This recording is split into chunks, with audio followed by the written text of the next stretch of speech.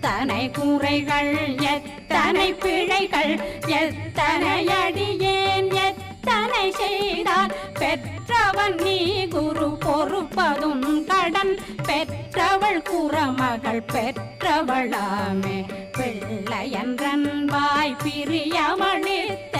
மைந்தனன் மீதுன் மனமகந்தருளி தஞ்சமென்றடியார் தழைத்திட வருளை கந்த சஷ்டி கவசம் விரும்பிய பாலன் தேவராயன் பகர்ந்ததை காலையில் மாலையில் கருத்துடனாலும் ஆதாரத்துடன் அங்கம் துலக்கி நேசமுடனோ